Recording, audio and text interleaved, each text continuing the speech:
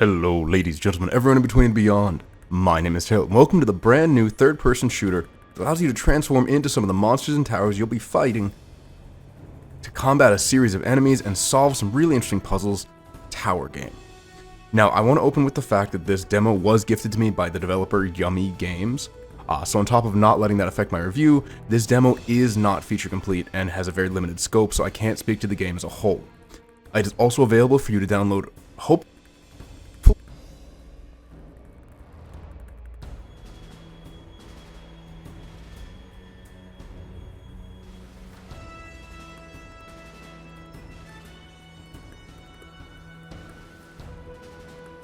And I do highly recommend downloading the demo for yourself, as it is free, and kind of trying it out yourself, making your own thoughts on the demo. But here are mine. Before we get into that, thank you to Yummy Games for the code. Let's get into it. The game opens with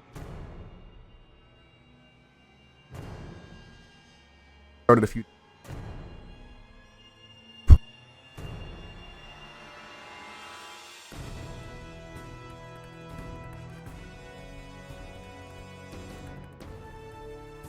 person who I will be calling Blue for obvious reasons.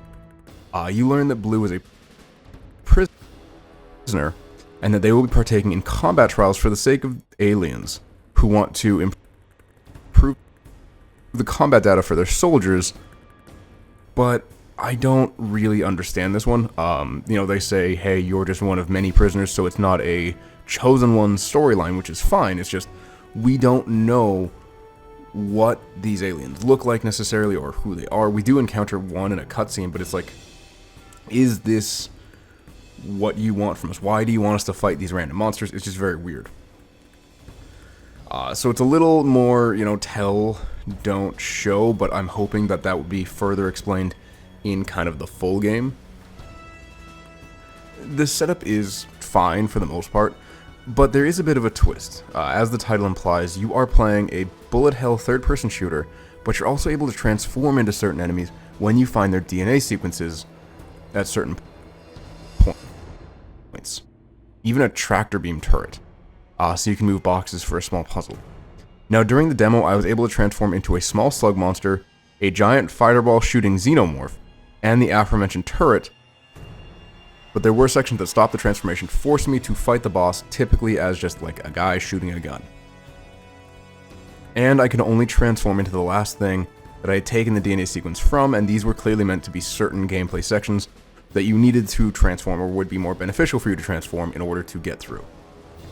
Now, during the 30 minutes that the demo lasted, I went through 2 floors, which both had the wrong names in the top corner, so the announcer did say the correct name, hey, moving to floor 2, moving to floor 3, however, on screen it said floor 3 and floor 4 respectively, so that was a little bit of a hiccup.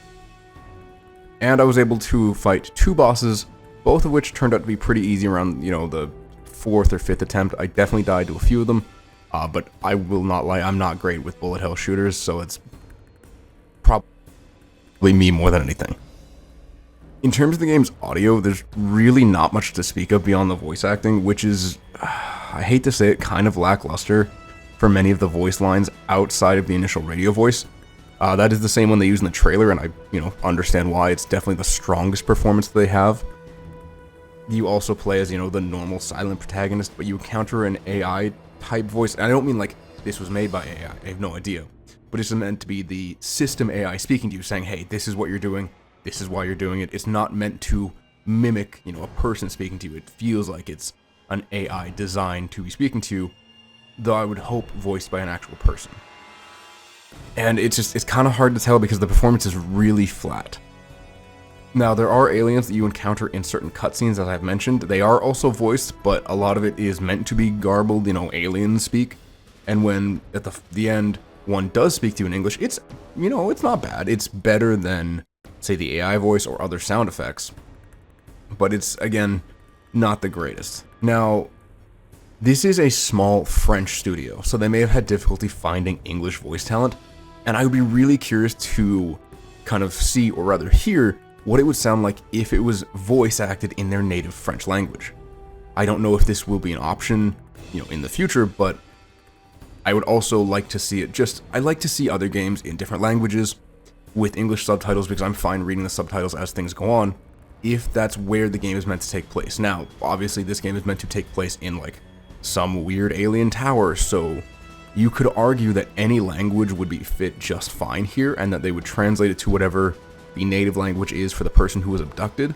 So I would think it'd be great to have this in French as opposed to English, but I don't speak French and I'm just kind of weird. And unfortunately there's not much music to speak of, and if there was, it was really forgettable. The sound effects when firing or taking an action were fine, but nothing really to write home about. The visuals in the game look pretty good, as this game was developed in Unreal Engine 5 and it clearly tries to make use of that a little bit. But I don't know how many of these were unique assets or assets from, an asset store. Now, I am not a game developer. I would never shame a developer for using asset store assets, especially in a demo. Just some of the environments looked a little bland, I guess, but we'll get into that in a little bit. I do believe, though, that the structure of the game, which I'll get into in just a minute, has a lot of potential for some really interesting artwork and biomes that could really take the player on a visual journey. And the idea of transforming into different enemies and even turrets is super awesome, because you can move and jump when you're changed, even as a turret, and it's a novel idea that could lead to a lot of interesting enemy encounters and puzzles for the full game. But I don't want to judge it based on what is or what could be, but I don't want to judge it based on what is not there or what could be. My hope is that they lean into this mechanic and allow you to choose what to transform into when you feel like it. Maybe like a transforming option wheel that kind of grows as you get more possibilities. I understand that this could be a unique issue when balancing the combat, though, or like puzzles, because if they transform into something you're not expecting them to, and you kind of break the boundaries of the game, that can pose a lot of issues in terms of balancing both, again, those puzzles and enemy encounters, and could trivialize things or make the player act in a way that wasn't intended and may take the enjoyment out of the game. Now, there are some areas that I feel like the devs could improve upon for full release. So I want to preface this by saying I understand that this game has been made by 4 people, and it's simply a demo, not, again, the full game with the full experience. I will admit that it did feel clunky in terms of aiming and movement. They don't really feel, perfect or really tuned in quite yet, and I do hope that gets refined as the game approaches completion, but I will speak on that really shortly. The shots hit well, but the swings when you're swinging your sword, your melee weapon, seem to be on either side of you. So you sometimes take unexpected damage because you're not hitting directly in front of you. You're hitting on your left or your right. And it kind of arcs a little bit in the front, but it's not as much as you're expecting it to. And it's an odd choice, in my opinion, for how the melee works. The HUD could also use some work. It is rather minimalistic, which is fine, but it can make it difficult to read on, say, how much stamina you have left. This has meant my stamina has plummeted from running or dodging, and I didn't have sufficient enough to continue to dodge because I didn't realize I was out because the bar was just so small above my aiming reticle. So I'm not an expert by any means in terms of HUD or game design, but what I would personally recommend is, kind of the tried and true system of having something in maybe the bottom left or right corner to indicate how much stamina you have left, just so it's a little more visually apparent for the player. The guns also seem to have infinite ammo, and more of a short cooldown system, similar to a reload time, so that's kind of nice. You don't have to worry about how many bullets you have left. The thing that I took the largest issue with is the same problem that many games have, and you can tell from the footage that the camera is too close to the character's back, like over the right shoulder, and the character is left of center of the camera, so it feels kind of odd moving them around and figuring out, okay, where do I go, or what is going on screen, because I'm not looking at the center of my screen. I'm looking slightly to the left of my screen where the character is, and even then I'm pulled so close in that the character's back and head take up almost 15 to 20% of my screen space, which I think in the middle would be less detrimental than where it is on the left corner. It has meant I miss enemies as they approach, It also meant that avoiding enemy projectiles was, more difficult in my opinion, and I think it could be lessened a lot by just widening the field of view for the player, or making that an adjustable setting, and placing blue more in the middle of the screen to make situations more legible on either side of them. Now to get on to the environments. They feel okay, if not kind of bland. The post-apocalypse kind of, destroyed buildings at first seemed really dull, but then, you change floor and suddenly you're in a kind of cavern area with a bit of, water beneath you, and then you're in this weird kind of sci-fi environment, which I think was cool. But I also think, again, we're just kind of boring. So this is what I was talking about earlier, where with this type of environment, or this type of game where you're going from floor to floor to floor, and they're meant to be detached, separate biomes, the devs can really go hard on making these all feel unique and interesting for the player, giving them different puzzles in terms of traversal or obstacles, giving them a wide variety of enemy encounters with an even wider variety of enemies, depending on what floor they're on, and maybe expanding the floors. Now, I don't know how long the game is supposed to be at launch, or how many floors they're expected to have. What I would like to see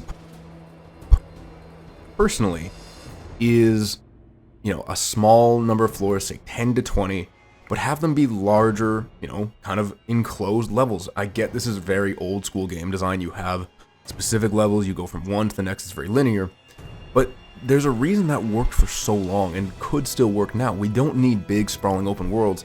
We also don't need, a 5-10 minute walkthrough of a simple area. You can make them 1 hour long, sprawling levels to explore, but then be a completely different environment with different challenges and different exploration items in the next floor. So I think probably 10 would be a good number for this, and just, again, make them really solid, nicely packed and fleshed out environments that the player can really have fun in, and then move on to the next one when they're ready to pose a completely different challenge. Now, in terms of enemy design, I didn't see very much because, again, very short demo, and that's fine. They were a little odd. The slugs seemed interesting enough. I don't know if it was like a modified xenomorph model, because it looked very close to the traditional xenomorph from Aliens in the boss fight. I will make sure to include the boss fight footage.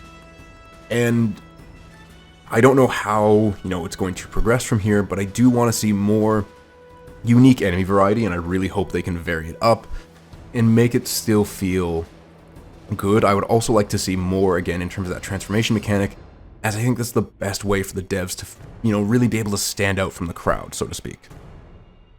Now, with all that being said, I once again want to stress that this is a demo. This is a short, curated snippet of a game that is not by any means feature complete, and may not come out for a couple years. I'm not sure what their release window is here. So I don't want to be too harsh on the game, but it does have some issues, and some areas that it could really, really improve on moving forward.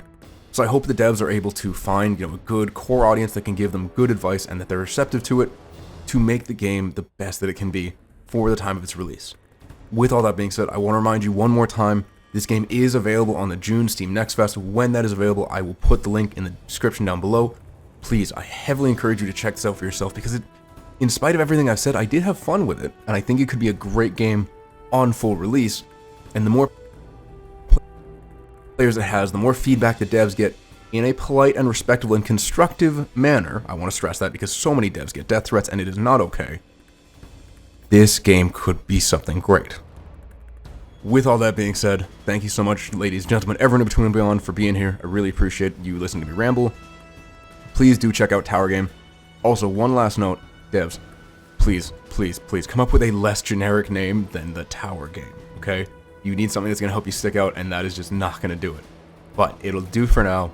Thank you once again, everyone, for being here, for watching. Please check out the demo. I'll see you in the next one. Bye-bye.